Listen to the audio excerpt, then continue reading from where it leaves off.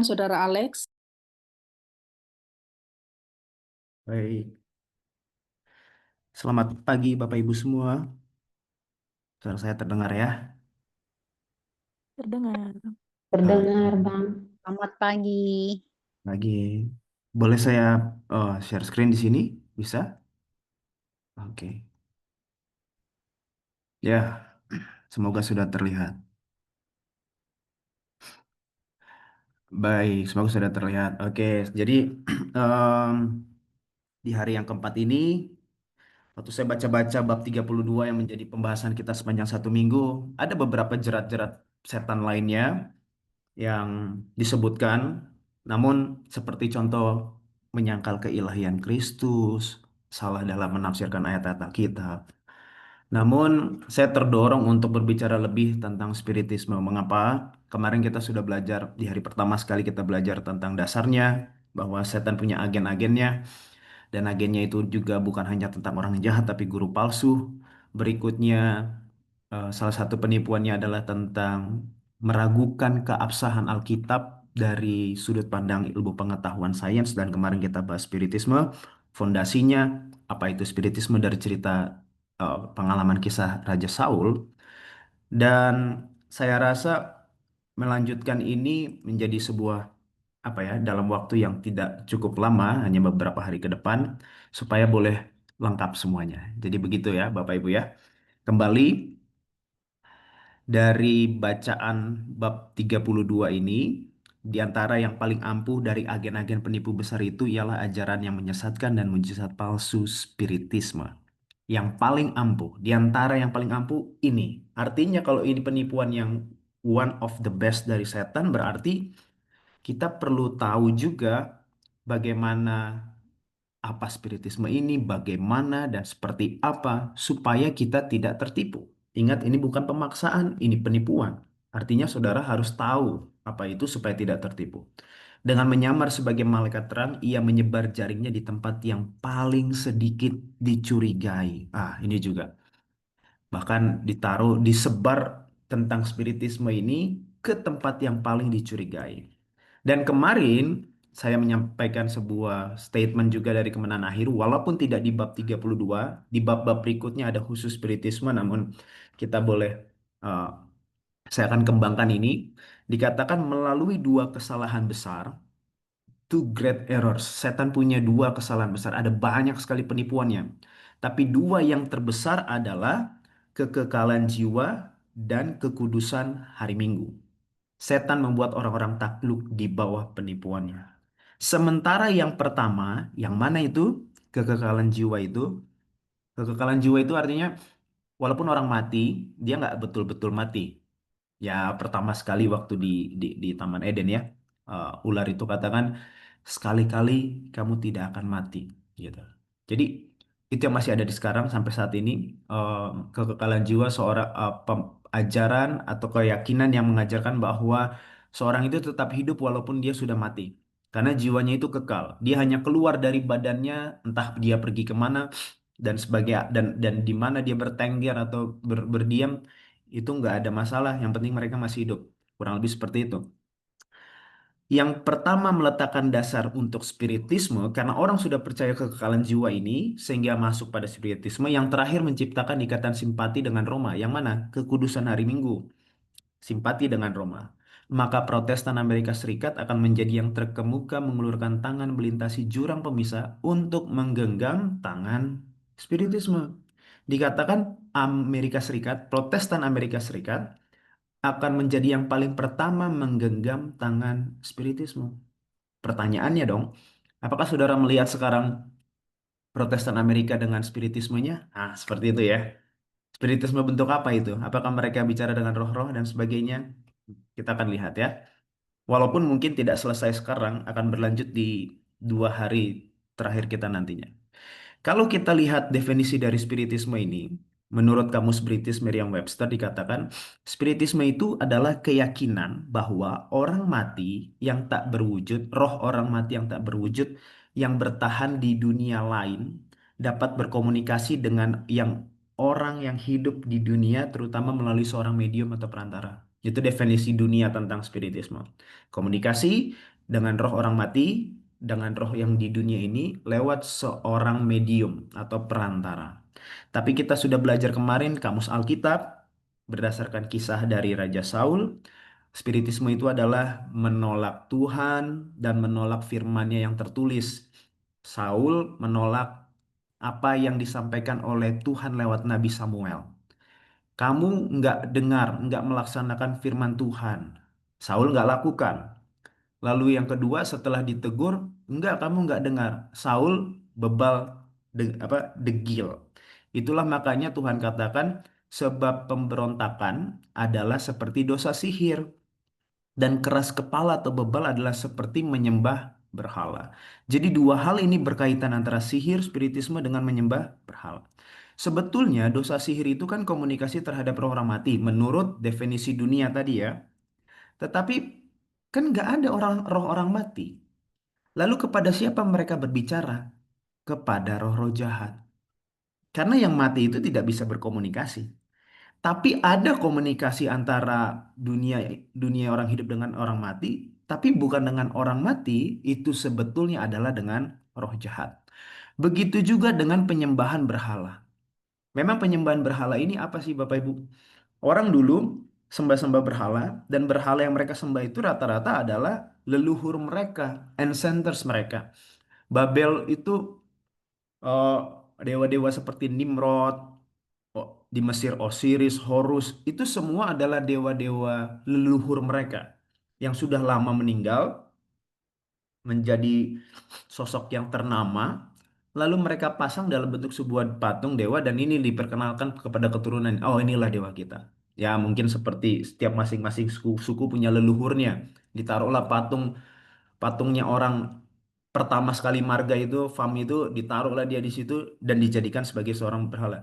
Tetapi penyembahan berhala itu adalah penyembahan terhadap orang-orang yang sudah mati, leluhur-leluhur. Dalam bentuk tanda kutip kalau di budaya itu adalah penghormatan. Tetapi sebetulnya itu juga bukan penyembahan patung sekedar patung berhala, tapi itu juga penyembahan terhadap roh-roh jahat. Kenapa? Karena tidak ada roh orang mati. Jadi spiritisme adalah dalam kamus Alkitab menolak Tuhan dan firman-Nya. Dan pertanyaannya bagi kita adalah, saudara, kalau saudara tadi melihat misalnya kutipan ini, saudara ya, em, saya berpikir begini, tidak semua orang percaya dengan hari Minggu. Bicara dari sudut pandang dunia besar. Islam tidak berhari Minggu. Buddha, Hindu, mungkin Protestan dan Katolik iya. Eh, ada afiliasinya ikatan dengan hari Minggu. Tapi di luar dari agama-agama yang tadi ada banyak sekali yang tidak punya agama. Mereka mereka menyatakan dirinya sebagai yang tak beragama atau mungkin agama-agama nenek moyang leluhur. Oke? Seperti di Jawa ini ada namanya kejawen, itu keyakinan leluhur mereka. Di tanah Tapanuli ada namanya Parmalim dan sebagainya. Tapi yang pasti, ini yang pasti ya, yang pasti hampir semua agama, hampir artinya nggak semua kan percaya dengan hari Minggu. Artinya nggak semua juga punya punya punya ikatan batin dengan Roma. Hanya Kristen dan Katolik saja yang mungkin punya ikatan batin dengan Roma. Tapi bicara spiritisme, saudara, hampir semua agama, semua keyakinan, semua kepercayaan, semua budaya yang bukan agama pun percaya dengan kekekalan jiwa. Betul nggak? Betul sekali. Di sini tempat kami di Jawa Tengah ini selalu ada 7 harian, 40 harian, 100 harian. Untuk apa? Ya doakan yang sudah mati itu 7 hari siapa? 7 harinya yang udah mati. 40 harinya yang udah mati. Ini bukan hanya untuk yang Muslim. Yang Kristen pun begitu. Karena memang ini bukan keyakinan dari agamanya masing-masing, tapi ini adalah budaya dari mereka. Begitu juga saya percaya di tempat lain. Jadi artinya spiritisme ini adalah satu hal yang bisa mengcover atau menjangkau setiap golongan di dunia ini. Hebat ya. Itulah salah satu penipuan setan makanya dibilang yang paling ampuh, yang paling bisa untuk menjangkau seluruh lapisan di dunia ini. Nah, tapi sekarang masalahnya di dunia kita era sekarang kita nggak lihat lagi tuh namanya apa bicara-bicara dengan roh-roh peramal. Mungkin ada satu dua sekali di sini. Tapi Bapak Ibu yang tinggal di kota nggak ada hubungan, nggak.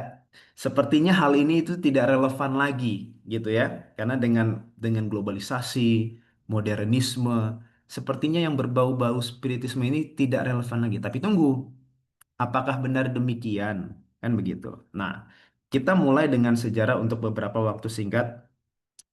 Sejarah tentang the birthplace, kelahiran dari spiritisme modern. Ada di rumah namanya The Fox Sisters. Saya nggak tahu saudara pernah dengar atau enggak. Ini kembar namanya Maggie dan Kate. Dikatakan di sini di tanggal Maret 31, 1848, through whose mediumship, melalui komunikasi media dengan dunia roh, diberdirikan pada tanggal 31 Maret 1848. There is no death, tidak ada kematian. There are no death, tidak ada orang mati, ditulis di sini. Maggie sama Kate ini kisah awalnya, keluarga mereka pindah di state New York, bukan kota New York tapi di pinggiran state New York, provinsi New York, itu namanya kampungnya Hydersville. Waktu mereka pindah ke sebuah rumah ini punya cerita dulu ada orang yang mati bunuh diri di sana. Maggie dan Kate ini waktu masih berusia muda, mereka dengar suara ketok-ketok. Mereka dengar suara kaki-kaki jalan. Lalu mereka mulai komunikasi dengan ketokan itu, dengan suara-suara itu. Intinya dia berkomunikasi dengan roh. Sampai akhirnya Maggie dan Kate ini dikenal sebagai eh, apa ya, pendiri dari spiritisme modern. Karena mereka akhirnya melakukan seanse. Seanse itu kayak sesi meditasi untuk bicara komunikasi dengan roh orang mati.